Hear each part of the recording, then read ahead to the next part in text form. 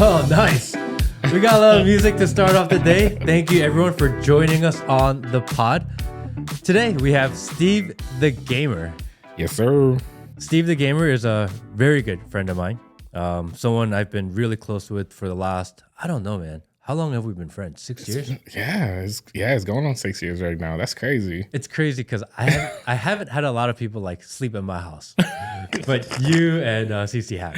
Yes, We're the yes, very sir. few Yes, sir. Yes, people. sir. So I appreciate you being on the pod. You already know, man. So Steve is a YouTuber, gamer, and his claim to fame is GTA 5. No, actually, GTA 4. GTA 4. Yeah. I started with GTA 4, kind of like branched out to GTA 5 after. 'Cause it kind of felt like that's the thing that we do when it comes to like the GTA series and stuff like that. But I actually remembering from that GTA 4 video, I was in college, just killing time, and a couple of friends that I met off this forum. And we wanted to share videos. They're like, yo, I don't believe you. You got the game working? You got all the mods working? I'm like, yeah. Look, I got a Range Rover in there. I got a Ferrari in there.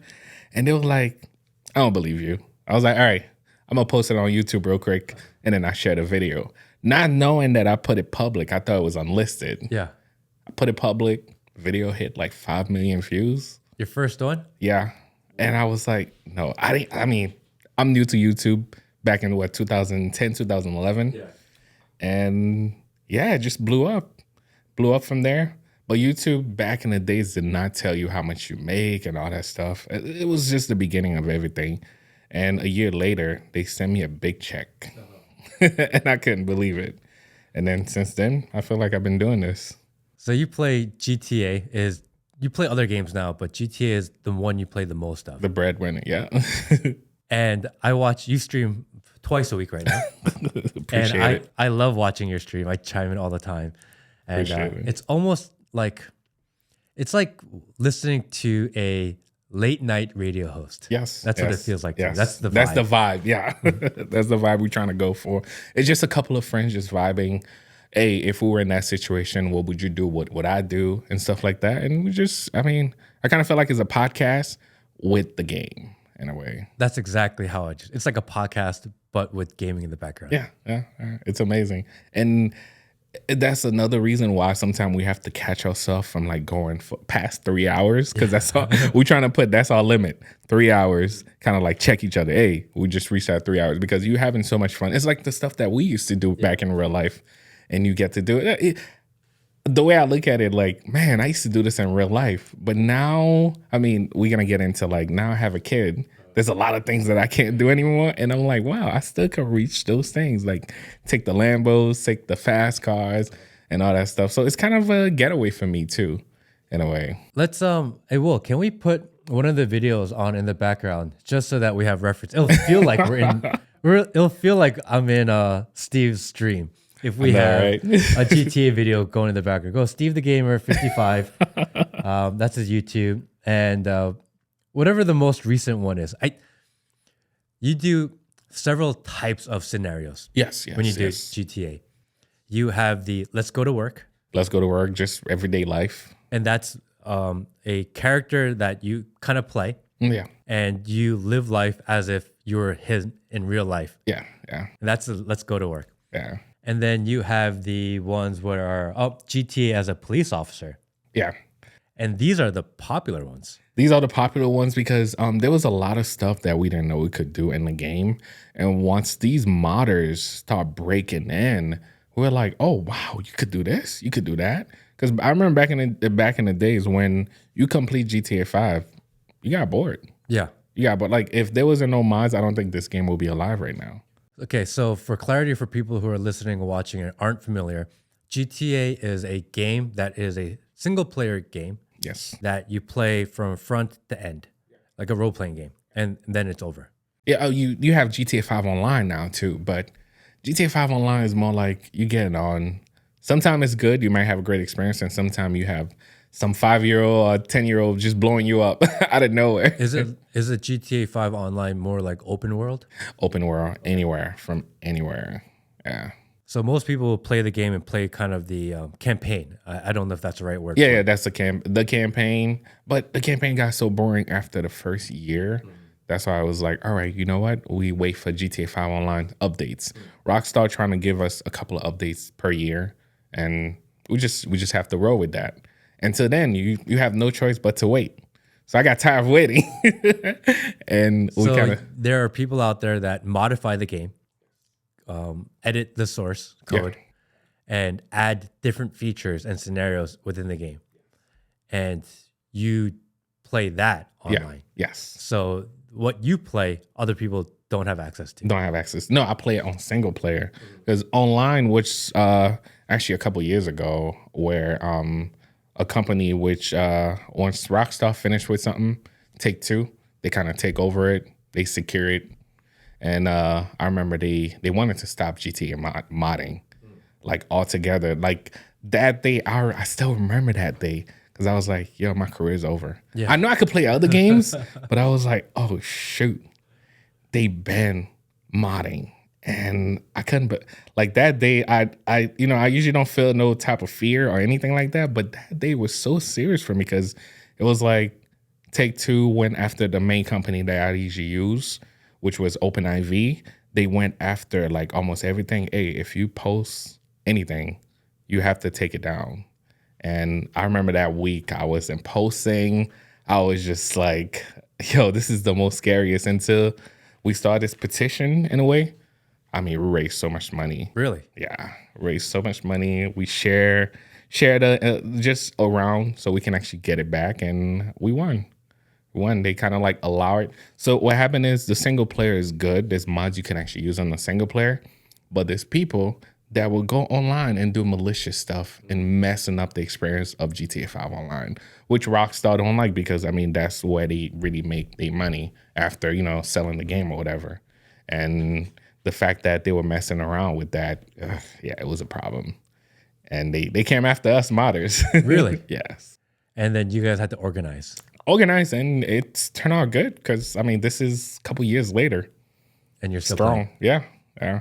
I remember when you said, damn, I don't think I'm going to be playing this game too much longer. There was a moment. I remember that. I know. But you know what? I got into like the GTA community is so different to the point where it's like once you end, they don't let that much people in. But once you end, and they will support you. They will support other games that you play, but they will be like, what is this, Steve?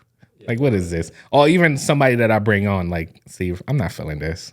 What's up with that? So, yeah. We usually have to just work with that.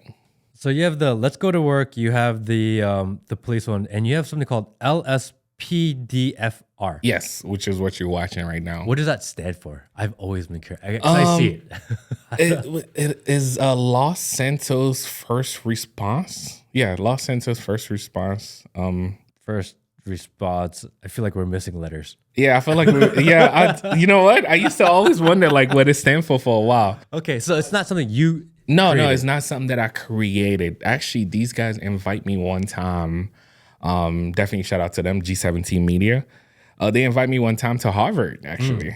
And I got a chance to meet a couple of guys at Harvard, even speak to a couple classmates of them and stuff like that.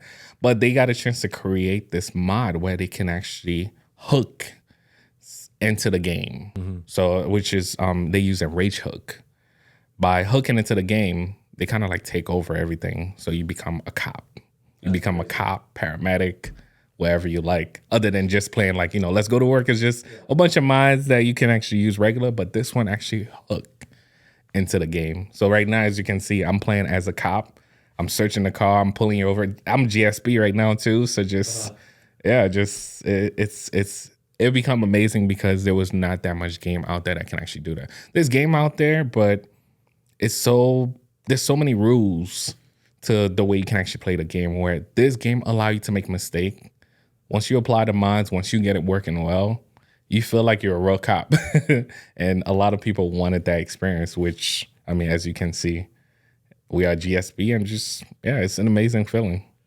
So a lot of cops watch you. Yes. Why? A lot of... You know what?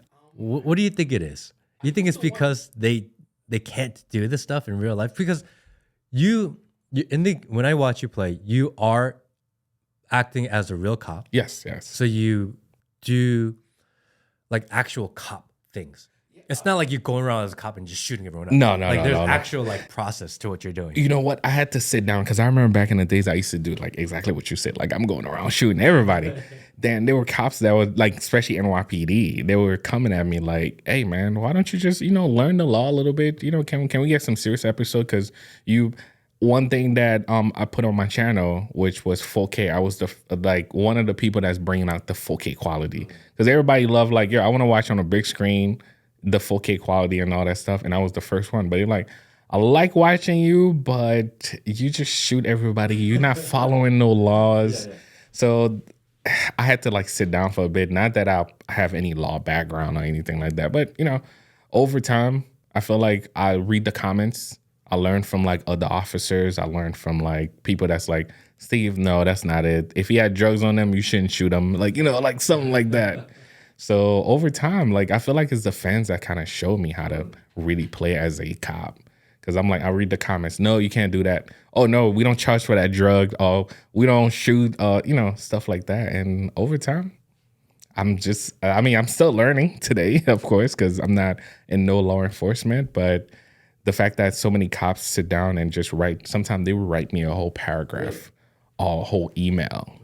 Yeah, just like, hey, this is what you could do. This is what we don't do and stuff like that. And the rules apply to each different state because it's like the rules are different for each state. So it's like where in LA you could get away with drugs or marijuana or whatever, while in Georgia they get pulled over with that, you going to jail. Yeah. So used to. Yeah. Used to. Yeah. Like 3 years ago, you could right? get marijuana in Georgia. Not anymore. I know, right? But it's like so many rules. And I kind of take the rules and kind of twist it a little bit, but make it a little bit more realistic. And it's surprisingly like whenever I get pulled over now, if the cop don't know me, if the cop don't know me, or like it would be like, all right, just have a nice day. Yeah. Like it's. So what do you think? Why do you think cops watch you? Why do cops watch you pretend to be a cop? Like, it's such a weird psychology behind that. They actually I went to see Creed recently, and there was a security guard. I thought it was a cop, but he was a security guard, and he was like, "Bro, I watch you when I go to sleep. Number one, because your voice is so calm when you're doing some of the craziest stuff. And also because I can't do it myself." And I was like, wow, for real? Why you can't do it? Like, is at the end of the day, because we modify the game so heavily, you need a beastie computer. Yeah. So that's kind of like what stand me out compared to like the other YouTubers and just people that do LSPFR and stuff like that. But yeah, that was one of the main things he told me. And I was like, wow, okay. And also, I remember CC always telling me like, yo, you should do ASMR. Yeah. And I'm like, yeah, because it's like, whenever I get on the mic, I'm like, there's not that nothing fade me. Yeah. But I'm calm. Like, if we're going to do this, like, let's say if me and Cece are in a crazy situation and she's like, wait, why are you not losing yourself right now? I'm like, that's just the way I handle crazy situations. Just chill all the time. Yeah, just chill. Good vibes. Yeah. But yeah, that's some of the reasons. So do the cops that watch you, do they also play GTA? Or there's a lot. There's a lot of them that do. You think there's a segment of people that don't even play the game that watch anyway? Yeah. There's a lot of people that watch because it's either they don't have the time or the little time that they have, they're just trying to squeeze. Like, hey, I'm gonna be on YouTube. I'm gonna watch Philip DeFranco for the news. I'm gonna watch Steve to, just get a vibe real quick while I'm because these type of videos, you could be in the kitchen doing dishes or whatever. You could have it on the background when the action happened. So it's kind of like a podcast in a way, but at the same time, it's just fun time. I mean, it's a little more interesting background because you can at least get a little bit of action versus when it's a podcast. Like, yeah. People aren't looking at me for an entire hour, So then you think there are people, you think there are cops out there who are driving the streets, patrolling, and have you just running in the background? Believe it or not, yes. Yes, that's so crazy. I think there was a car accident in Atlanta with a cop, right? There was a car accident with a cop, and the cop hit the person in front of them. And I think they either died or they got really hurt. Oh my God. That was in the news. And I saw in the news article that they were watching GTA 5 when it happened. And I called you. I was like, dude, was he watching your video? Oh my God. Now, I would hate for that to happen, but I know there's a lot of cops, especially when they're on a post, or, you know, sometimes you could sit down and let the radar run or the plate reader run. Yeah. And they can't just watch every car pass by. So they let, you know, these systems run for them. And they could just be sitting down watching the news or, you know, doing something or be on the phone. So, yes, I know some cops that still watch me from time to time like that. The police technology is changing really fast and what they have access to.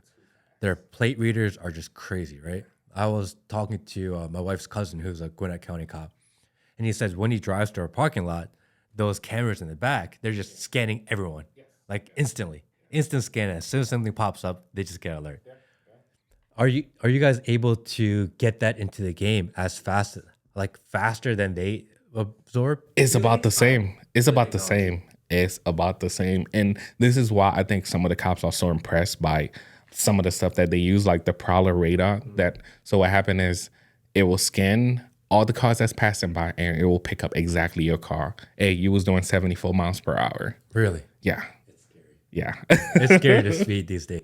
And even with radar detector, which I know a lot of guys use, that's going to fade out soon because these technologies are like, they're advancing so much. Radar detectors for cars is almost useless now. Yeah. Laser is kind of what everyone's going through, and laser jammers and etc. Even the laser jammer is going to be out too. Yeah, because these technologies are just it is advancing a lot. Yeah. So you do this game with the cop one, and then let's go to work. So what kind of people are watching that?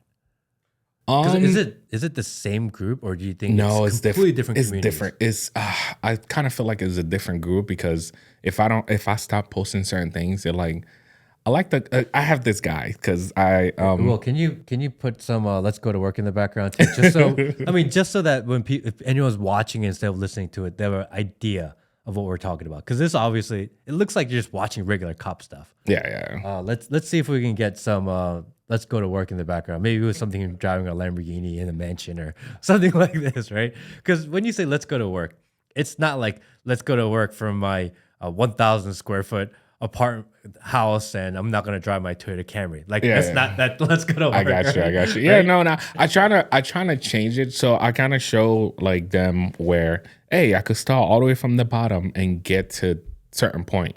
But at the same time, I'm trying to like, in a way, kind of like get so many different crowd that you have to feed that way, where it's like there's people that's like, hey man, I have a regular job, I don't do what these millionaires does. So I kind of like put everything in that one box. So one day I would do like, I'm gonna do valet parking. That's something that I have experience with. I used to do that back in the days. That's how I got through college. So I'm like, all right, let's do that. Where I could just, come out like that. Where it's like, it's a whole mansion. Hey, I don't know what car to pick today. You got the 720 out there. You got the SVJ out there. You got the Urus, the G-Wagon. You got a GTR sitting in the corner. Yeah. Dude, this guy's living it. And this guy, his character has a name. Yeah, no, I mean, I'm using base Franklin. Okay. But I did put myself in the game too. Somebody create my face. Create my face, make everything look exactly how I look. And I'm like, all right, you know what? Let me play as myself sometime, because it's like I'm always play as this rich guy. Yeah. They used to it by now, where I just start this new season where I'm playing as myself. And I'm like, all right, starting from the bottom, let's see how far we could take it. Does it creep you out when people make these things of you? Yeah, sometimes a little bit. Sometimes I feel like I got used to it. I got used to it over time, and it's just at the end of the day, man. You don't know, like especially with technology now, you don't know where we're going, man. It's moving so fast. It's just like The second you decide not to pay attention to it, it already passed you. So it's crazy. I was watching this the podcast for that someone made with deepfakes. Yeah. It was a Joe Rogan podcast. oh my God, that's scary And now. it sounded just like him. I mean, you can tell it's computer just a little bit, but it still sounds just like him. It looks like him, and it's going crazy. Yeah. No, and you know what? That's a technology that's been around. And now, if I don't know a number, I don't answer it because there's this thing that's going out now where if they get it just in a low from you with your phone, they can act as you, which is pretty scary. Yeah. So they're Like when you say scanning a low, for your voice. yeah, they could just, and I don't know if CC's gonna be okay with me doing that, but me telling you this story, but Sorry, it's CC. something, it's something that happened and is becoming so popular now where they trying to scam like older people, where they say a loved one got arrested. Hey, we need to come pick up this amount from you. And I'm in my head, I'm like, yo, that would have never worked with me. But you know, somebody older, they're like, all right, you know what? Your little nephew just got arrested right now. They hit a pregnant woman. I mean, they had the story down pack. They were like, oh, the nephew hit a pregnant woman, and she should pay such amount, and they're gonna come pick it up. Yeah. When do you ever hear police say, "I'm coming to pick up the money"? Yeah, go pick up but you know, cash. they freaking out. They freaking out. Yeah. They're You're not rational. Like, yeah. Yeah. So that's just a scam that's going on right now, and it's just crazy. It's crazy because they call you from a police number. So if you like do a Google search and you look up the phone They number, look official. it says the police. I've gotten that call and I'll call back. I'll get a few missed call. I'm like, wait a second, why did Roswell police call me? And I'll call back the police department. Like, oh, you're like the 100th person to call today. You know, like That's crazy. That's crazy. Yeah. Now that's what I'm saying. Like technology is advancing in a way where there's some good stuff that's gonna be done with it, but there's also some How bad do you stuff. protect against that? You know, like who's going to be in charge of figuring out like what, because we're all going to be subject to some sort of deep fake. They have your voice. They can make the way you look. If you were ever if you're ever to commit a crime and they're like, we have you on video. I'm like, oh, that's Can not you me. imagine? Oh my, You know? yeah, I didn't even think that. Oh my God, can you imagine? Yeah, that's gonna be tough now. And that's wow. I didn't even think about that. That's gonna be like, I have a tough. video of you Of doing you, this. Like, yeah. bro, that was not me. I wasn't even there. Like, prove it. How do you prove that you weren't there? If you Yeah, have they're no gonna. proof, you have Oh no my alibi. God, that kind of make me feel like they're gonna have to change the law in court. Like for real, like is what you could prove. But hey, there's so many ways they could do things now. Right. Hey, was the video ever edit? Was the video ever like, you know, any mess around with the video or whatever? So, But then now we're gonna trust the court systems to figure out how to do like forensic video. oh my You know what I'm saying? Like this is who's gonna figure out how to do that? No, this is gonna be tough, man. It's gonna be tough. But you know, I always look for the positive thing in technology, which is one of the main reasons why I went for that in college. Because I was like, yo, what is something? Because I wanted to become an officer, but I was like, yeah, then I'm gonna retire and all that. I wanted something that's gonna be expending and in a way where I won't have to worry about money and I won't have to keep upgrading every couple of years. And I saw technology, and also my dad around that time needed a technician. And I was like, you know, I could be a technician because he had all these guys that used to come. He used to have like a radio station and stuff like that. And I remember around those times he was like, yo, I'm paying this guy $100,000. Do you want to take that job? Yeah. I was like, what? Bet. You just pay him $100,000 just for him to connect a couple of cables, set up this room right here. Yeah. And I was like, yo, I could be your engineer. And I was like, you know what? All right. So that's why I even went to college for that. I was like, electronic engineering, not to know that this was gonna be like how like technology have been advancing so much to this point. And you used to do technology for the NYPD. The NYPD, FDNY, yeah. I used to be, so basically not directly, I always like to correct myself, not directly with them, but I was working for the company that was contracted. So I remember after college, I got a chance to work for Chase, a couple other companies. Then I finally got hired. I feel like that was one of the biggest jobs for me before. That was the last job I quit before I started doing YouTube full time. And as far as like working for those companies, it used to be like communication, handling the 911 dispatch.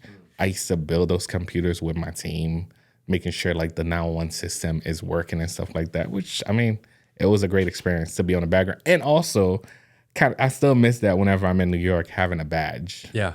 Just not saying you could do everything, but it's was nice. Like, yeah. And New York police especially are really good about taking care of their own. If you're involved in if you're involved in NYPD and you ever get in trouble with NYPD, they're gonna look out for you. That's just really what they do that really well. Sometimes I usually look at them as a military. I don't even call them cops. I'm like, yeah, you. Or I call them the biggest gang in New York. But yeah, sorry guys. I remember once I was one of my best friends is a New York City detective now, and he gave me this family badge, where it has his actual badge and badge number on it, and he said if you ever get in trouble with the police, show them this badge, and it has his picture on it, his badge number, all of this, and he has his sign and all. That's a pass, bro. That's what I thought. One day he calls me in the middle of the night, and he's like, Matt, I need you to come pick me up. I got in a car accident. I'm like, all right, I'm gonna come get you. But it was like maybe 1 a.m. or something. So I'm like hauling ass to get there. I don't know. I just felt like I could. Got you. And I get pulled over, and the cop is like, where are you going? Why are you going so fast? I'm like, oh, my cousin, because he's a Korean guy. I'm like, it's my cousin, and here's his badge, and I'm going to pick him up. He's like, is he like hurt? I'm like, no, I'm on my way there, and I was going a little fast. I thought he was going to let me go. And he's like, no, like whatever, and he gives me a ticket. So I pick up my buddy, and we're going back the same road, and the same cop is there pulling people over. And I'm telling him how I got a ticket on my way to go pick him up. And we passed the cop. He's like, pull a U-turn right now. So we pull a U-turn, go back to the cop. I'm not like, oh, great. This is not going to end well for me. Right. I'm like in the middle of like cops like arguing, I don't want to be involved in this. I got you. He's like, this is my cousin. He showed you the badge. Like, how are you going to like do this to him? That's really fucked up, whatever. And then they eventually just ripped up my ticket and they let me go, which is great. Because they do a good job of taking care of each other. Yeah, no. I mean, but one thing about here, I mean, not saying like I'm not gonna say what department or whatever it is, but not even having a badge, I kind of feel like I have a badge. Not saying like I don't want to mess up my luck, but is that right? Knock on wood. So this cop caught me doing whatever amount of speed I was doing, and he pulled up to me, and the next thing I know, he covered his badge. He covered his whatever his name or whatever. Then he came back to me and asked me for autograph for his son. That's awesome. I was so amazed, and the amount of speed that I was doing too, it was yeah. And I was nervous. I was like, yo, I'm going to jail. I'm going to jail. But he came back, asked me for an autograph. I was like, oh my god, that's crazy. Yeah. So if you want good juju with the police, do some police gaming. No, but I kind of feel like I represent them because, in a way, not saying like I represent all cops because they are always that one bad apple. But I watch like my uncle, cousin, even my cousin right now work for NYPD. So I have family background when it comes to like the police and stuff like that. Because I'm like, wow, I always see like the criminal side. What about the police side? Because everybody got a story. So I got a chance to really see the police side. And I'm like, you know what? I'm willing to back it up, but not bad cops. Just like my subscribers usually ask me, hey, can you do a bad cop episode? Yeah. I'm like, I'm not that guy. I'm sorry. Yeah, there's so many cops out there that watch me too because I'm like, I don't want to be that guy. If I'm going to be that guy, I'm not going to be a cop. Yeah. Like when I do like my CJ episode, like I do bank robberies and stuff like that. Cop chasing me, yes, I'm going to do what I do, but not on the cop side because it's like I know both sides and there's always a different point of view of the story. I have such huge respect for the police. Yes. I have a lot of family members and close friends that are in police departments all over the country, and I don't know, it's not easy to do what they do. It's so difficult, and especially here. I'm thinking here in Gwinnett County, they work like 12-hour shifts, and to expect for someone to make the perfect decision when you're on your fourth day of a 12-hour shift and, like people make mistakes. It's not easy, man, and there's so much pressure. Things move so fast And I get it. People mix. I know there are some bad apples out there, but I think majority of police really are doing their best with what they have. Resources are limited.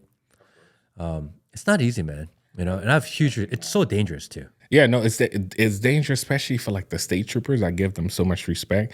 Imagine you alone in the woods somewhere, and you're about to pull over somebody that you never met in your life before. And you're about to make contact, and you have to give them comments, hoping that they cooperate, or you don't get shot in the face. Yeah.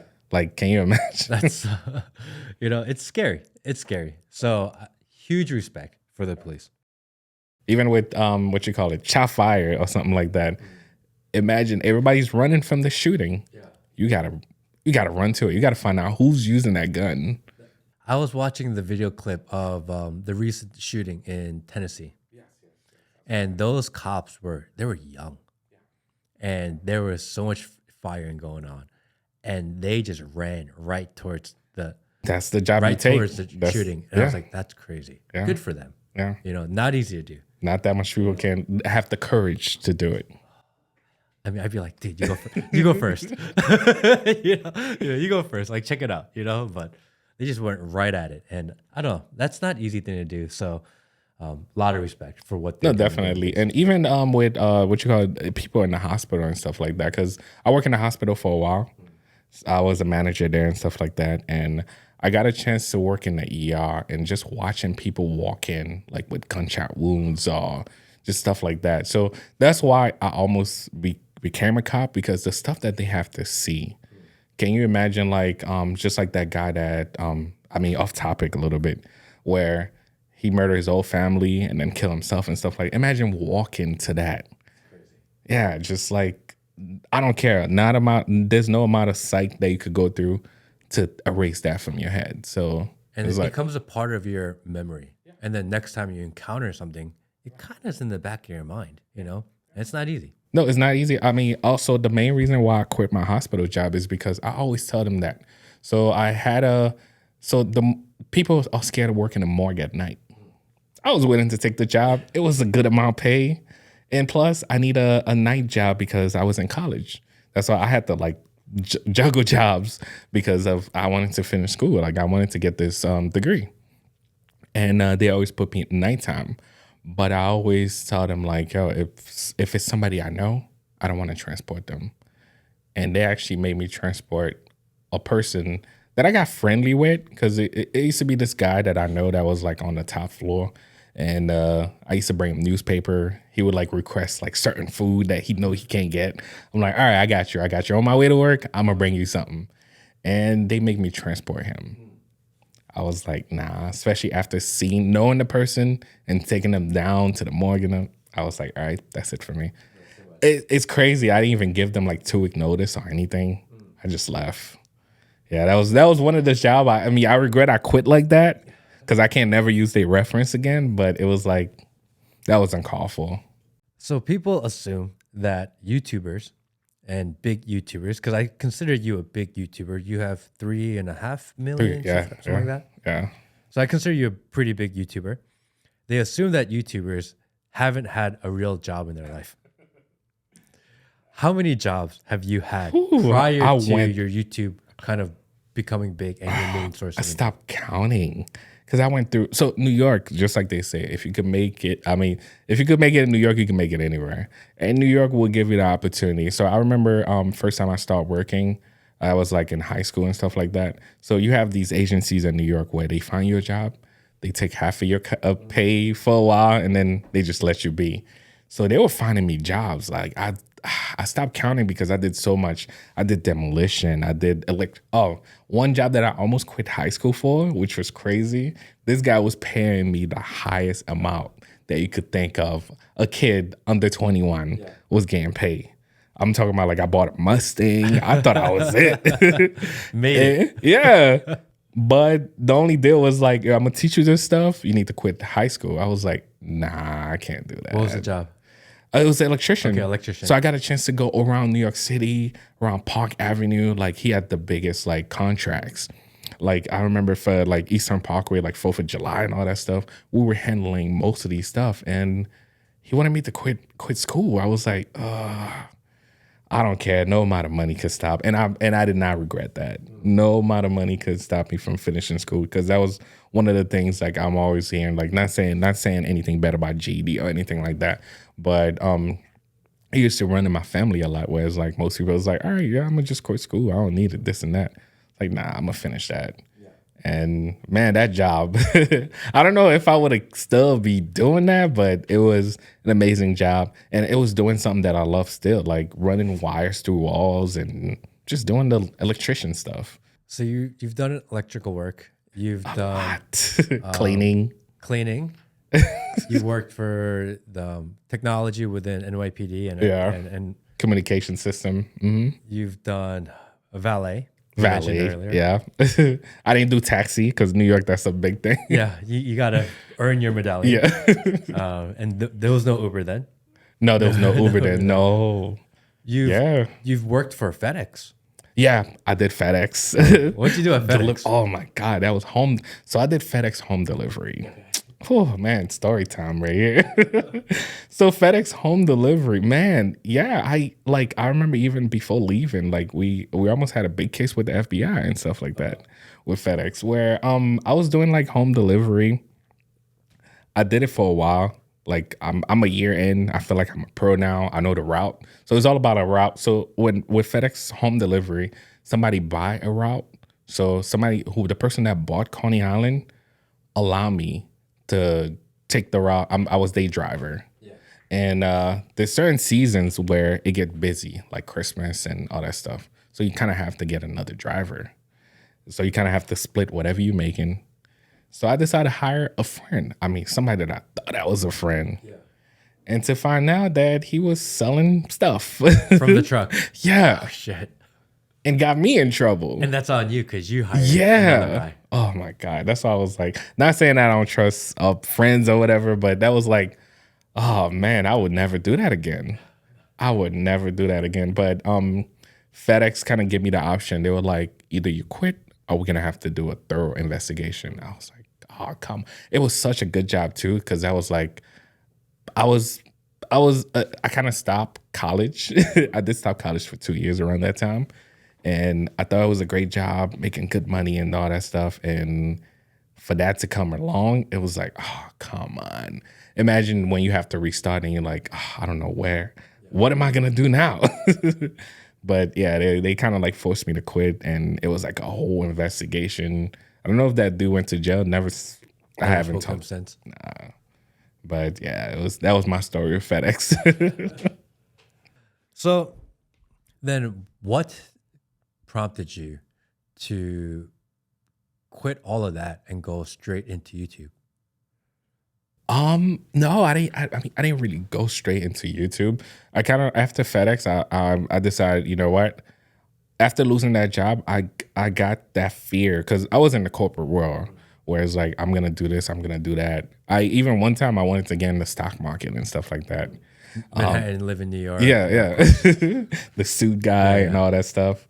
I feel like I got in YouTube by mistake. Oh, I got in YouTube just killing time.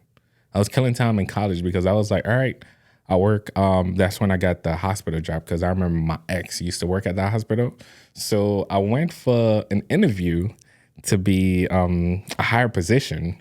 And they were like, you can't get the higher position because you couldn't type fast enough. That's crazy that I know how to type so fast now. But they were like, you can't get that position, but we do have a wheelchair position. And I was like, you know what? I'll take it. And from there, I started working for the hospital and went back to school. While killing time, that's when I started uploading on YouTube. That was back in 2011. And from like those time uploading, from the first video taking off, and then not knowing how to keep those views going, like learning so much things about YouTube. YouTube is a process, especially now it's easier because I feel like we all went through the experience, but it's kind of like all the experience that we all went through that kind of makes some of these big YouTubers nowadays too. And yeah, it was a process. In 2016, I remember I'm always coming home to like CC. I'm like, yo, I hate this job. Not that I hate the job, but it was like, man, I can't do YouTube and do this job. Cause like most of the time I'm like, oh, there's a call again. I got to go out. That job used to take, like, they used to call me like at 3 a.m. So they put you on call 3 a.m. I'm like, you know what? That was February 2016. I signed the biggest contract with TGN, which is a company that's going crazy right now. They are going, I hope they're not going under, but I remember signing that contract with them. That was one of the biggest thing. And since around May that year, I was like, this is it. I gave them my 2-week notice, quit my job, May 2016. What was the contract for? The contract was for 2 years. They take, I had a 90-10 split. So they take 10% of your revenue and they put you into their market. They market, and their yeah. network. Yeah. And then they help push you along. Do you think there was value in doing that? Back in the days, it was required by YouTube. So it was like you have to have an MCN back in the days. Now, I wouldn't take any. But back in the days, it was so much of a requirement that you have to have an MCN, or YouTube just going to take a bigger cut or whatever you make or whatever. So everybody got scared of that, especially if you do gaming, because it was mainly gaming. Everybody that vlog or do anything like that, it wasn't that required. But if you do gaming, you need somebody, an MCN that can actually protect you. So that's why I decided to go with TGN. And I was with them for so many years. Like, I just recently switched. And you just left them. Yeah, just recently too. Good move? Oh man, what I hear that's going on over there, yes. Definitely a good move. They're not giving people their money. Yeah, I wouldn't want to deal with that. I wouldn't want, not saying anything bad, because I had a great relationship with them. Throughout the year, they never, if the money was going to be late, there was a warning. If anything was going to happen, there was a warning. So I kind of felt like I got the good part of TGN. I don't know what's going on now, but I got the good part of them. Things are just changing so fast in the world. And companies that you thought were doing well aren't doing well. It's just, who do you know to trust these days? I know, That's it's scary. It's moving so fast to the point where you can't blame them too, because they trying to invest in certain things. They thought it was going to work. And imagine losing a couple millions and like, oh my God, okay, that's not going to work. And yeah. So you also play a game, and I love this game. I love when you play this game. You play the truck driver simulator game. Is that right? Truck driver simulator? Truck simulator? Can you find that one, William? So let me just break it down for people. It is a game where you are a semi-truck driver, and you play as if you are a semi-truck driver. You don't speed. It's literally a simulation of being a truck driver. Yeah. I actually met that team back when I went to this convention called PAX, and they introduced me to the game, and that was before simulation happened, and where a lot of people's doing this now, but I've been doing this back since 2016, and you know, people are just getting into it now. But when I went to PAX, they showed me, like, you sit down, there's a wheel, there's like all these things, and I was like, wow, I want to do that at home. And finally got a chance to get a sponsor, and they sent me the wheel, they sent me everything, and yeah, it's an amazing experience because it responds as if it's real life. This isn't a recent one, right? No, that's not a recent one. Can you find a more recent one? Oh, the one? Yeah, because you get the multiple view angles, so you can get the side mirrors. Oh yeah, and all yeah. of this, right? Oh, wait, well, kind of like this. Yeah. Just go to his channel, Will. Just go to his channel, and it'll be on the first page in the videos. Yeah, a couple days ago. Yeah, a few days ago. So people play a game in order to be a truck driver. Why? Oh man, I used to ask myself that too. I mean, I did trucking for a while too, by the way. I did trucking for a while. It kind of bring me back to, because all these cars are killing manual now. It kind of bring me back to, all right, I want an 18 speed. I want a 16 speed. I want to get that feeling, the clutch, gas, brake, clutch. Because some people will see a 3-pedal. I remember these kids recently, they robbed this dude. They got in the car. They didn't even know how to move it. They didn't know how to drive the spaceship. And they just ran. I was like, wow.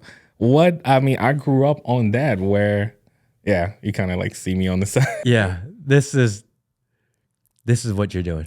Yeah. Yeah, you basically just drive, enjoy the road, and I got a chance to play it. So this game is always good to play with other people, which is something that they just introduced because it kind of faded out for a while. But now they say, all right, we could do multiplayer now. And I'm happy they did that. And the game is picking up again. It was like a game that was dying. And as soon as they brought out the multiplayer, is back to like, it's really growing up now. When I see you play this game, I get this vision of the future, right? And in this future, that I think of when I see this game is that people are no longer driving the trucks, that there's a room somewhere full of these simulators, yes. and these kids will be driving the truck remotely, or maybe even driving it, maybe just monitoring the truck remotely and be able to troubleshoot, or if something goes offline, be able to check in. Maybe they're monitoring 3 or 4 trucks per person. Is that what they're leading towards? I feel like we come into that. I feel like because the feel, the only thing it will be connection, because at the end of the day, if you don't have a connection, you're not gonna be in the truck or whatever. But when it comes to satellite, just like your GPS, they will find a way. Yeah, they'll eventually figure that part out. That's the easy part, I think. Yeah, but I didn't think of that. It's good that you think no, I did not think of that. I was thinking of it as a game. Yeah. Can you imagine? That's gonna be so like. Yeah, I see that coming because I remember I was watching a movie where they operate things like that. Just like, let's say if the police have to break in a place, they have these robots they send in first. Correct. And the robot get a chance to check out the place before they go in, or bomb squad or whatever. Yeah, so yeah, no, I didn't even think of that. Wow. Well, because I was watching, every once in a while I'll chime in and watch Drone Racing League, right? Where they do the drone racing. You ever see the high-speed drones? Yeah. And I heard that the kids who do really well in that league get hired by the military to fly drones, because obviously they understand how to fly in very fast, small, tight situations. So the military hires them and they sit in whatever they are, wherever military base, and they fly drones remotely all over the world. I was like, damn, this is probably what they're doing here too. No, I feel like it's going to get to that point. I kind of feel like, because it's like, it's driving a truck in real life. It's 2 different things because you're going to feel the shake. They have that. But can you imagine somebody sitting just like me and operating the truck without the feel, and just being able to see everything? Because you see everything around you. The mirrors work. Everything works. Just a real life version of it is not that far from here. Because in real life, a truck driver needs to stop after 8 hours. Yeah. But if you were to remotely drive the truck, it's just a shift change. And that truck can drive 24 hours. As long as they can stay fueled. Oh my God, yeah. Which would be crazy. I kind of feel I believe it or not, we talk about it now. Don't be surprised if you see this a couple years from now. Definitely within our lifetime. Maybe, and I say this all the time, that there's a good chance that in my lifetime, or that my daughter's lifetime, she will never drive a car. I see it coming. We will have a family Tesla that picks us up, drops us off, and there's no incentive for her to drive. They already started in California, so yeah, like some of I don't know if it's a taxi or a pizza delivery or something like that. You just go there, pick up from the car without nobody there. Nobody there. Yeah. So yeah, can you imagine? I'm just I don't know, a movie I always refer to is iRobot. Yeah. So when it comes to like, they're gonna make these highways where you cannot go manual. You have to just be in the car, let the car drive you. I kind of feel that. Yeah, I kind of, because they were showing him like how scary it is to go manual, because the speed we're gonna be allowed to travel in is gonna be so different now. And believe it or not, I see that happening in our lifetime for sure. But yeah, highway where you can't drive, but you have to let the robot drive for you. And if they don't like what you do, they're gonna turn your car off. Yeah. And you're stuck, frozen. It's because you're in technology. It's scary to see where technology is going. I see so much benefit in it. I also see so much like, oh man, I'm just getting old. I know. You know, like it's gonna feel moving like too fast. Like I feel like our experience, like I still cherish that experience. Like us being able to drive. Remember when we take those drive, like we got a chance to really drive. Like my car, your car, we really got a chance to experience and drive our cars from the tracks, off the tracks, and just do what we do. It was a great experience, and I think I would, because those things you can't really do now. If you do it now, like you going to jail. And people aren't as the people on the road aren't as friendly about you doing it either. Everyone's a little bit more mad about it.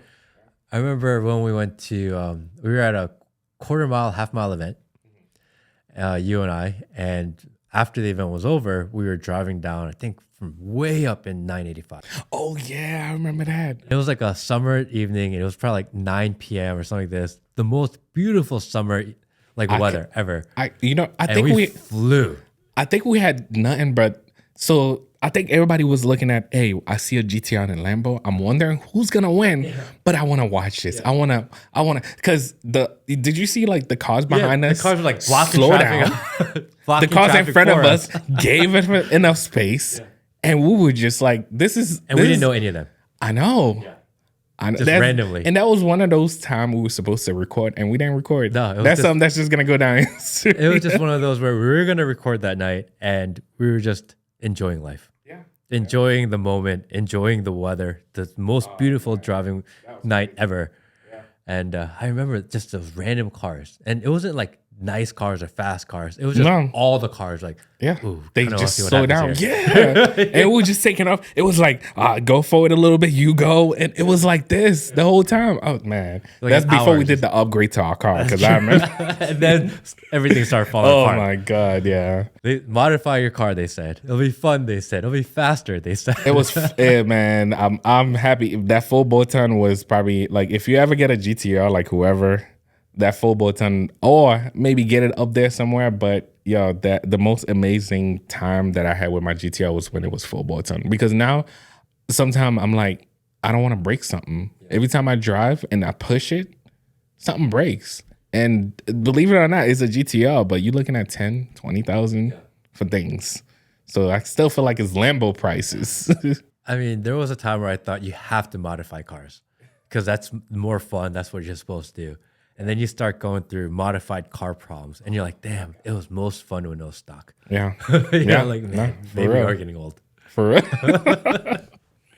Nah, but I feel like I did get a chance to really enjoy my car, especially the GTR. I went Lambo for a minute, but I kind of gave it back because not just the attention, but I didn't feel comfortable in the car enough. So I mean, I will get like a Urus or something like that now. I'm waiting for the price to go down still. I know, but the Lambo was too low for me. I had to get like something. It just didn't fit. It was like, I'll drive this car in the weekend and park it. I wanted a car that I could drive every day, which the GTR kind of felt like because of how tall I am and all that stuff.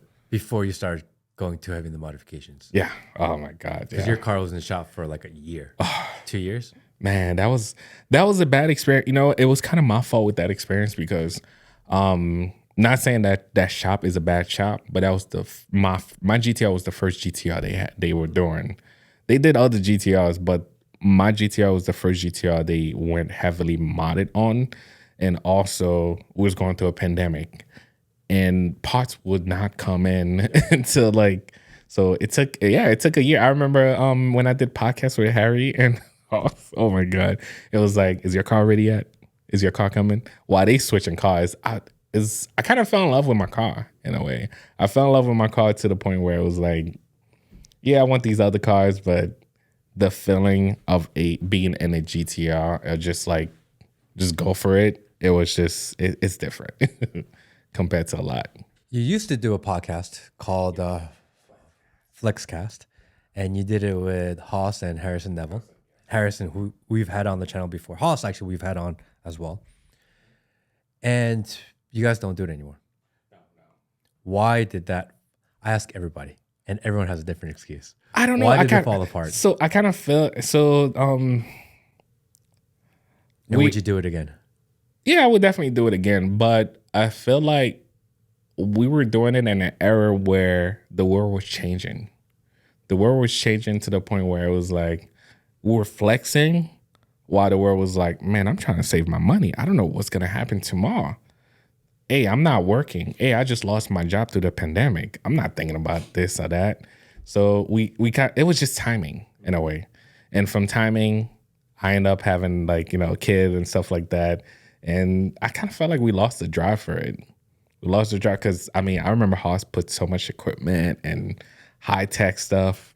But the timing, I feel like the timer was wrong. And if we do it today, we would definitely get a different point of view, different aspect of it. But the timing, yeah, that was just bad timing at that point. Because it was like when the pandemic started, we had like 6 months of everyone's like, all right, we got to roll it back. Like maybe acting a fool is maybe inappropriate. Yeah. But that faded really fast. Yeah. It's like, wait a second, what happened to that? And then it went like even more indulgent. It went the other direction, like so fast. I know. I watched it too. And kind of like everybody didn't know which turn to take, but you had to just go along with whatever that was happening. Just like right now, I feel like we're still going along. Not saying there's a pandemic happening, but just like we don't even know if there's gonna be a World War III right now. Yeah. We have no idea like where it's going. Like just like they got rid of. I mean, I don't know if this off topic. They got rid of the dollars and like we don't. Not that much people hear this. No. That news is not being shared anywhere else. It's crazy how the pandemic came. Certain changes were made within society, and although they say the pandemic is over, like we never went back to the way life used to be. Those temporary changes ended up being permanent. And now all of our lives are changed. And that's, we talk about that a lot on this podcast, which is something that I'm very concerned about, that we've lost kind of the direction of what we were doing. I liked it before pandemic. I thought life was good. Life was good. Life was easy. People weren't fighting as much. People were less stressed out. I feel like the information we were getting was a little more reliable.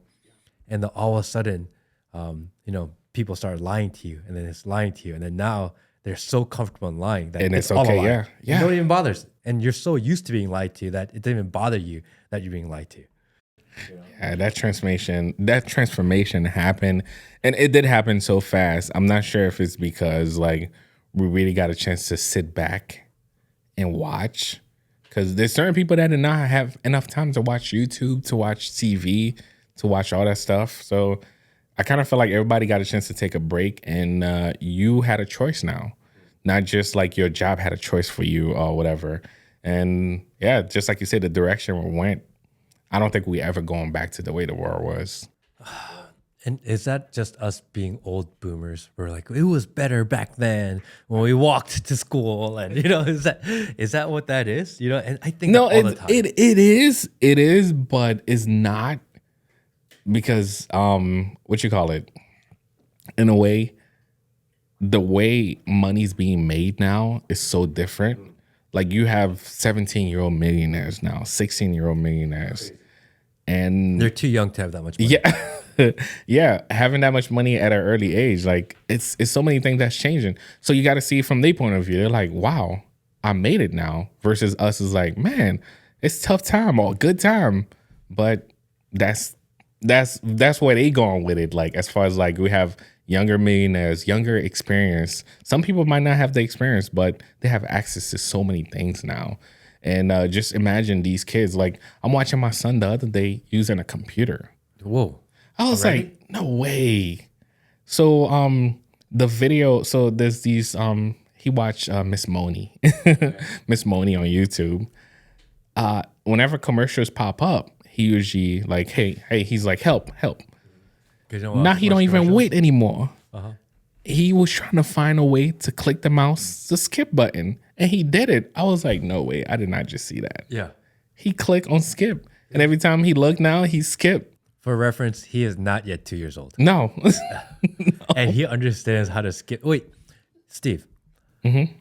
How come you don't have YouTube Premium? Like, what are you doing watching ads? So we have so many computers. We have so many computers in the house. I know.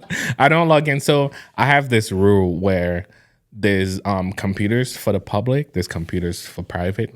I don't access certain information because, man, believe it or not, being a YouTuber, you are open to hackers so much, where I had to put this rule where it's like even me, CC, and whoever's in my house.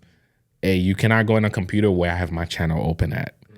Or we can never do certain things at this computer because this is open to the public. This is we follow these rules. This is the main reason why I'm watching other people get hacked. I haven't got hacked. That's one thing I have to have. Yes, I know. I hope not to ever. But because I follow these rules, I was able to avoid that for so many years. 11 years in now, I've been able to avoid those. So what are some systems you've put in place to kind of protect and kind of firewall yourself in? I never let anybody know what company that I use. I use like companies where in a way it kind of like, so they kind of like, most hackers usually like, oh, use if it's not Sprint, it's AT&T. If it's not AT&T, those companies. I never put that out there, because once the hacking is so advanced now, once they have one backdoor, they are able to like really get you. They got somebody that's really big the other day because of one little backdoor. Linus Text. Really? Yeah. He's a big channel. Yeah. That's somebody that explained. Like that, yeah, that's somebody that explained how to work technology. Yeah. And they got him through a backdoor, which it was crazy. And that's why I avoid those backdoors. I avoid so many things. Like, hey, if I'm gonna give you access to the channel, let me know when you're gonna use it, when you stop using it. And I gotta kind of like kick you out in a way. Kick it out, change passwords. Yeah. Change password often. Really? That's another rule that I do. And I don't use these. I know people use them to store password, but I only store my password on a USB drive. That only you have access to. Yeah, I do not put it on no cloud, no anything like that. That's another rule that I follow. iCloud keychain or one key or pass key or whatever. No, I mean they are safe. They are safe, but it's just out of my. I don't know. Just I don't use those. Like I have actually is a Rockstar. Rockstar gave me that. Is a gold. It looked like a little gold brick USB. That's kind of cool. Yeah, it's a gold brick. Well, now people know what to look for. Oh no, Just kidding. It's not gold. Oh, I have so many at the house, so they would never. Take them all. Even though they in a way I protect that too, which is why I love the fact that I have the engineering background. Even if you find that flash drive, you're not gonna. You don't even know how to decrypt it. So it's like those rules that I follow, just like you say in the house. Yeah, that's why he have to skip commercials. That's the computer that we take outside for him. He could click on stuff and yeah. So talking about your son, new dad life. It's change different. Of pace. Yes, it's different. Like I found myself just I remember I used to live stream a lot. I used to record a lot. I found myself just like, yo, I can't wait to finish this so I could go chill with him or play with him or whatever the case is. Because it's like whenever daddy's around, oh my God, it's daddy. Let's go. What are we going to do today? So we always have a plan. Like, so I live stream every Tuesday and Thursday, just like today or whatever. And on Monday, Wednesday, and Friday, he know that's our day. So he's like, get ready, like ready to go. What we doing today? Either we're going to do this, do that, And it's just, it's life changing, like for real. Changes the way you look at life and what's important in life. Yeah. Just spending the time and watching him grow into this little character.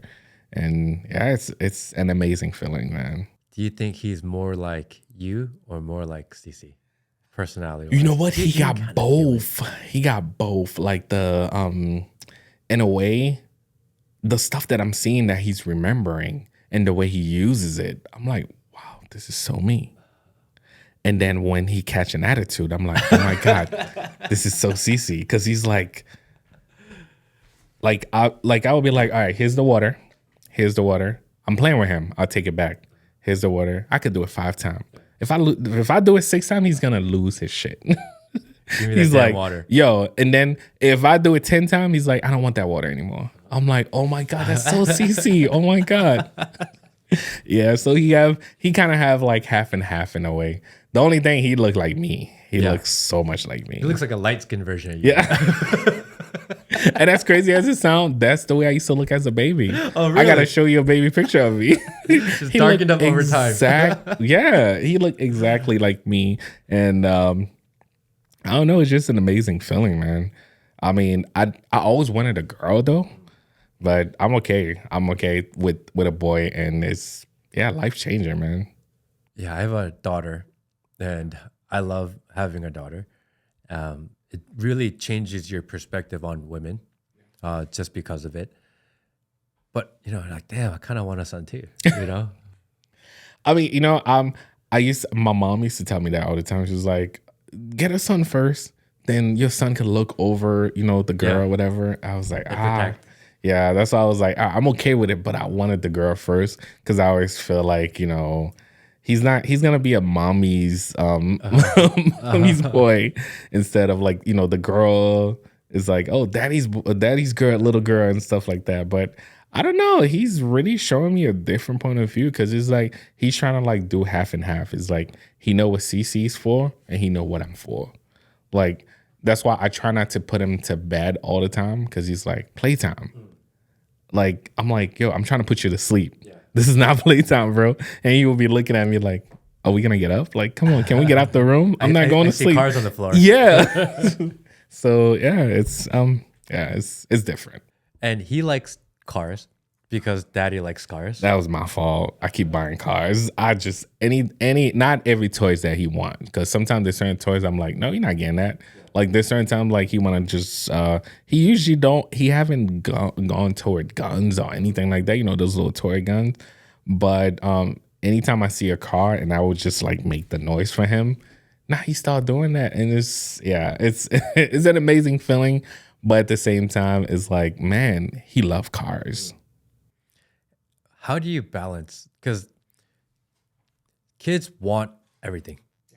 How do you balance between, okay, you can have this and this one, like you can't buy it? You know what? That's baby stuff isn't crazy expensive. It's expensive when you buy a lot, but individually, everything's like $20, $30. I know. That's it's how not adding up, though. That's how they get you, right? Yeah, it's like cheap enough where you can always say yes. That's one thing I'm balancing now. So I went to the store the other day where there's this Challenger that I bought him a couple weeks ago. He have it at home, but he wanted to pick it up again. I'm like, no, we're not gonna do that. Like, so he threw a whole fit, like right in the store. I'm like, oh, okay, you done? Let me know when you're done. So he realized I was not giving in. Yeah. So it's like it's a fight, but this is still something that's in progress for me because it's like not just that toy. I'm starting to learn how to say no because I couldn't say no for a while. I was like, oh, you want this? Let's go. Yeah, I'm gonna take cute. this. I love you. Yeah. I'll pick up everything. Now I'm learning to say no to him because I see. Not saying he's taking it to advantage, but a kid, he's gonna. Yeah. So that's one thing I'm in progress of, and also just learning how to say no because it's really hard to say no, especially when you see how they start crying or like, yo, I can't get it, like for real, like for. I can see saying no to a son, right? Because he's a boy. Get your shit together. No. But then with my daughter, like she wants something, and she's a girl. That's tough. Yeah. And then tough. and then I'm like, oh, how am I gonna tell her no? That's tough. Tough. Like how? Yeah, that's tough. I think about it, like, damn, she's gonna be spoiled. I don't want my kids to grow up spoiled. But at the same time, like it's so hard to say no. Because again, you're talking like $20 at a time, $30 at a time. It's not the money. I know. Right? So how do you tell them it's not that I can't buy it for you, it's that I don't want to buy it for you? Yeah, no. So that's why I start saying no. Like in a way, he will cry like starting last week actually. He threw a whole fit. Now he realizing that I'm saying no. He's like, okay. You know what? Let's go. Like, instead of like throwing that same fit. Because sometimes I would be like, no, stop. You're going to stop. This is it. You're not getting this today.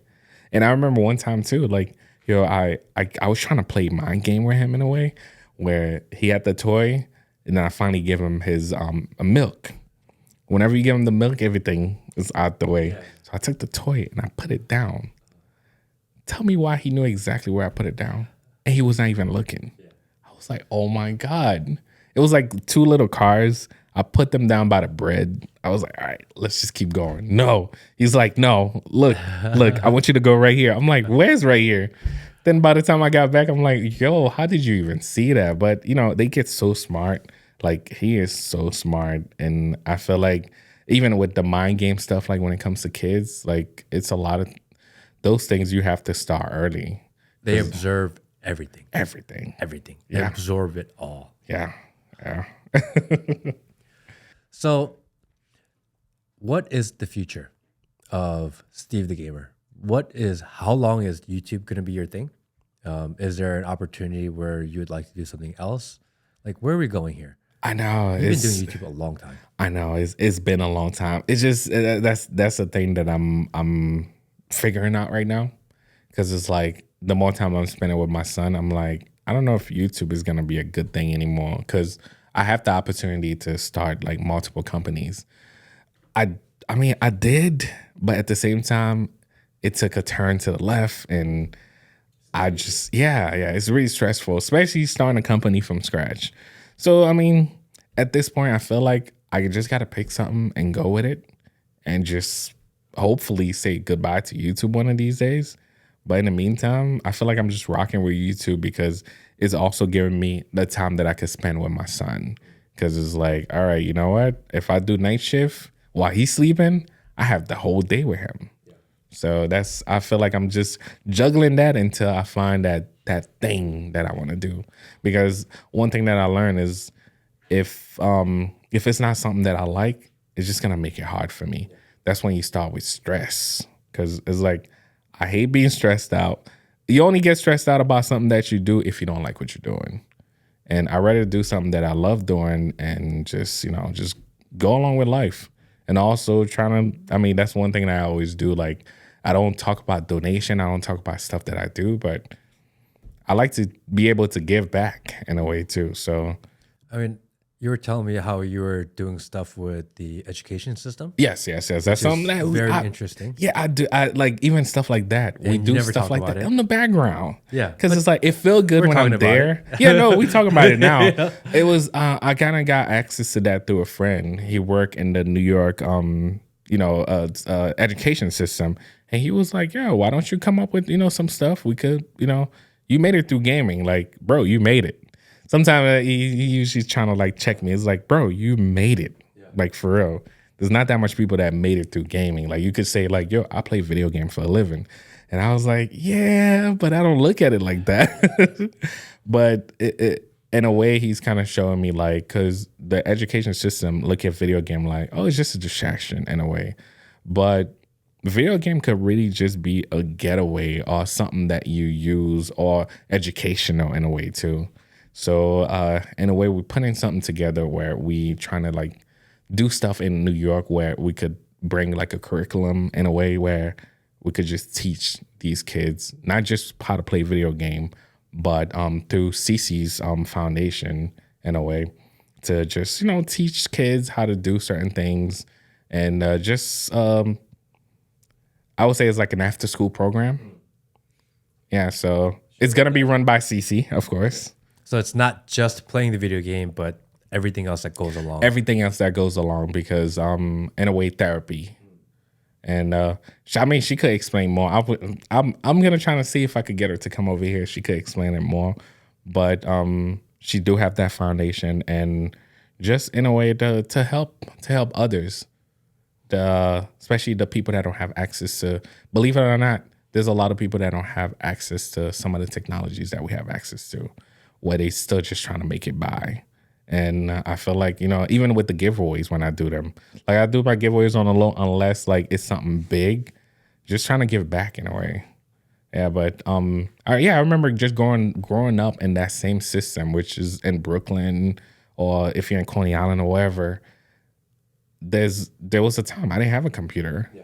I didn't have access to a computer, or I didn't have access to certain things that's going on now.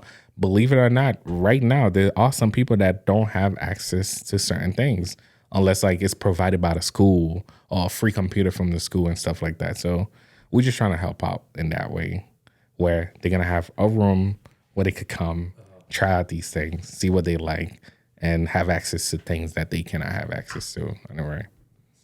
So when people tell you that you are just a YouTuber that plays video games on the internet, they don't know what goes on behind. Oh my God. I wish, they do that all the time, but I'm like, you know what?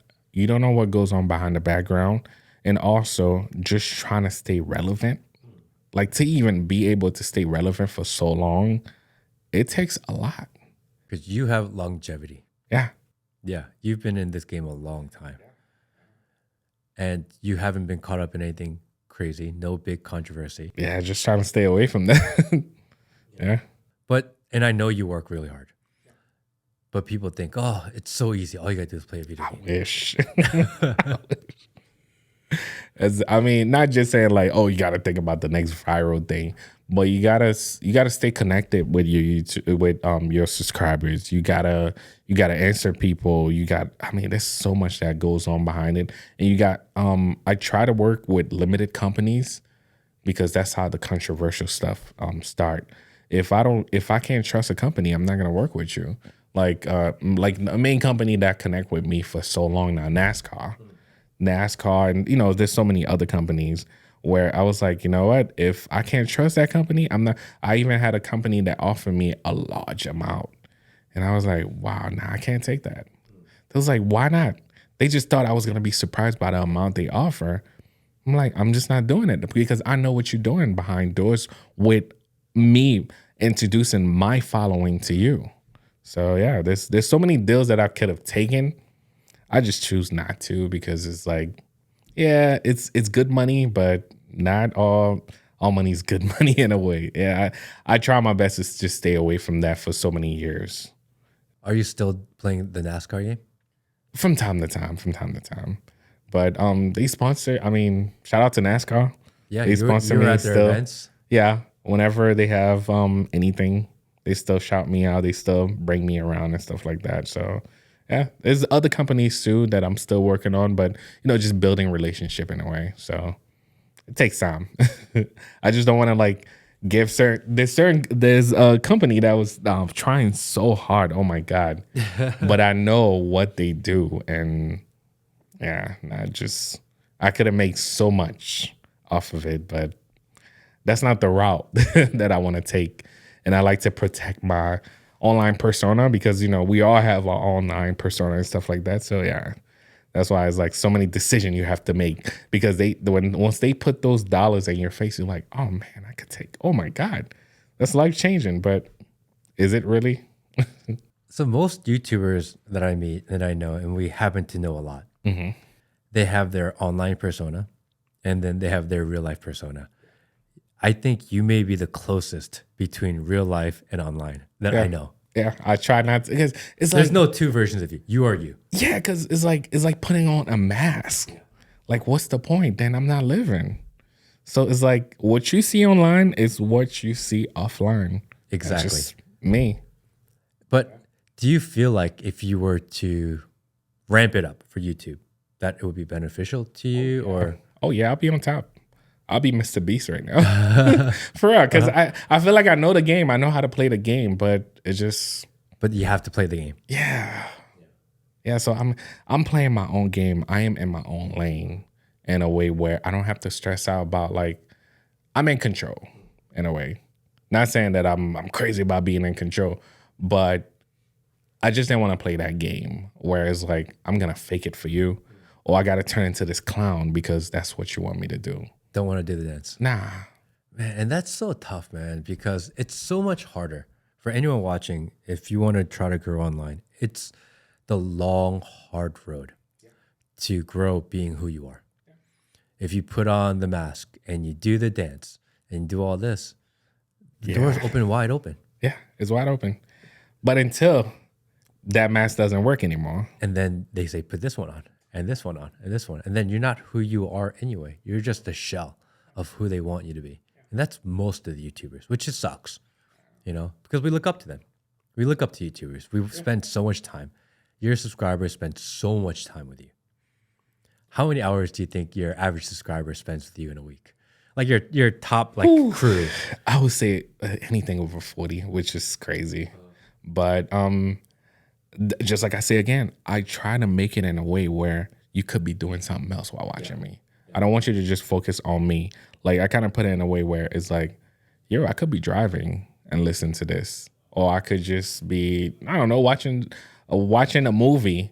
Like I have this guy, he's like, yo, I will have you over here while I'm watching a movie or something like that. I'm like, wow, appreciate you, man. Thank you.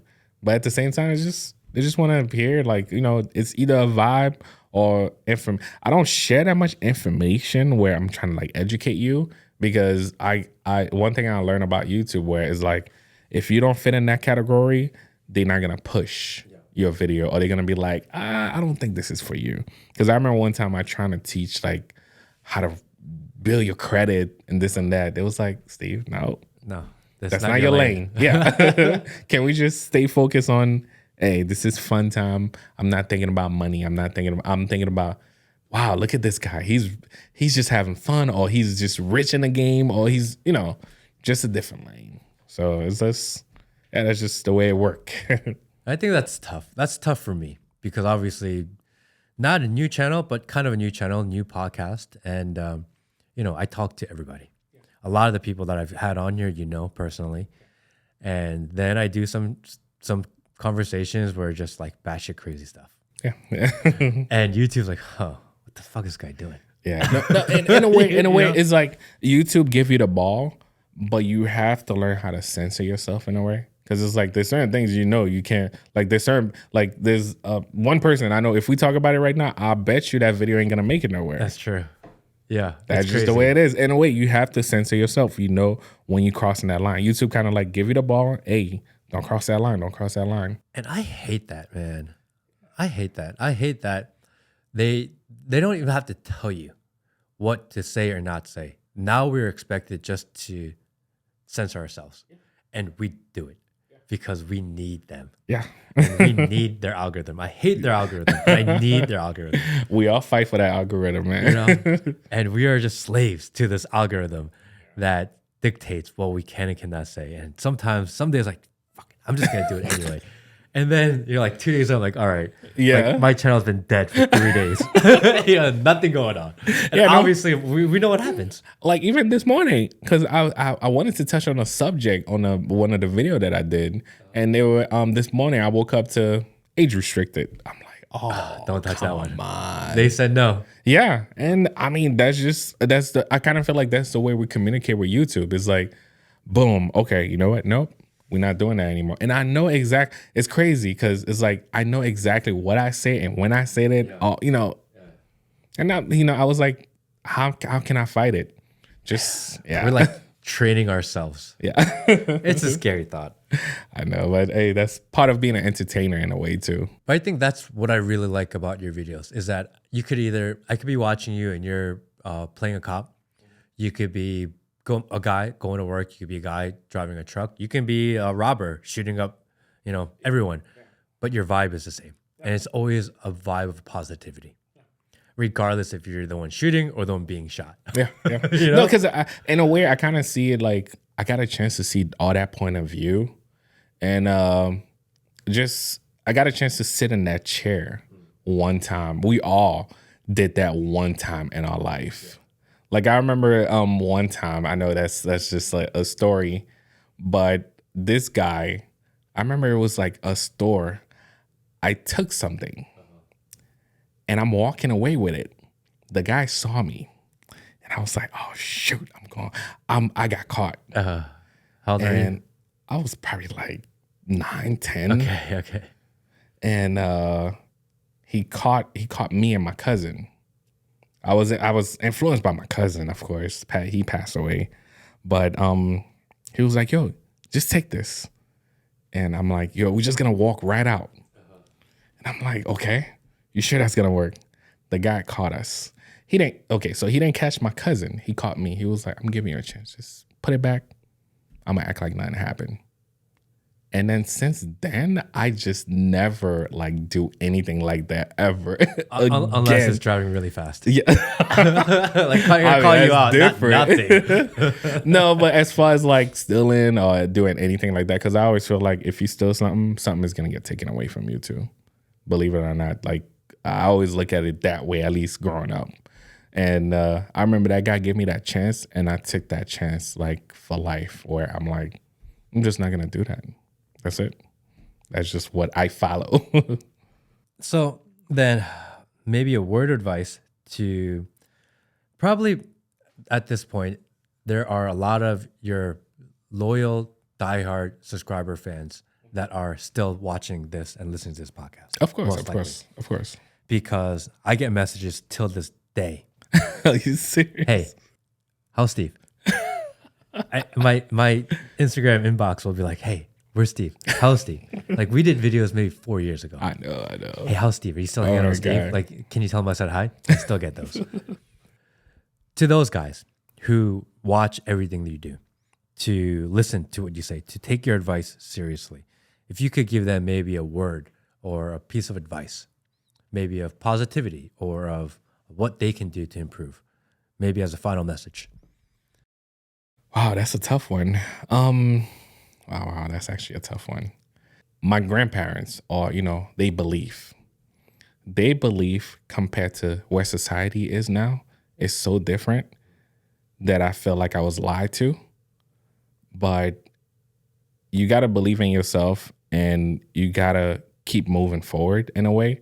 Because it's like what my mom believes now is nothing compared to how society is run now. Because I remember, you shouldn't do this, you shouldn't do that. I remember just following all the rules. You have to walk in a straight line. Where if you believe in that thing that you believe in so much, don't let nobody change your mind about it. If that's what you want to do in life, just keep going with it. You got to believe it. Because I remember if I believe what my mom or what my auntie or, all those people say, is like, they're like, I remember when I first started YouTube, it was like, you're just wasting your time. I'm like, wait, how am I wasting my time? That's something that I want to do. But if there's something out there, unless it's something illegal or something like that, if there's something out there you want to do, whether somebody did it before or you the first one that's going to do it, if you believe enough that it's possible, just go with it. Go fucking do it. Just do it. Yeah, in a way, just like Nike, right? Just do it. Because I see a lot of people, or even if it's something that's going to take forever to do, start taking the steps to do it. Because I remember somebody was like, I want to do this, I want to do that, but I don't know where to start. You didn't start. That's what you're doing wrong already. Just do it. Thank you for the kind words. Yeah. Thank you for being on the pod. I appreciate you, buddy. We'll have you on again soon. You already know. Thank you. Thank you, everybody. Oh, my God, the time flies. I know. I told you, bro. Oh, my God. It just goes, doesn't it? Yeah. Yeah, man. Yo, it's already about to be 2:00. You didn't even think about it. No. Yeah.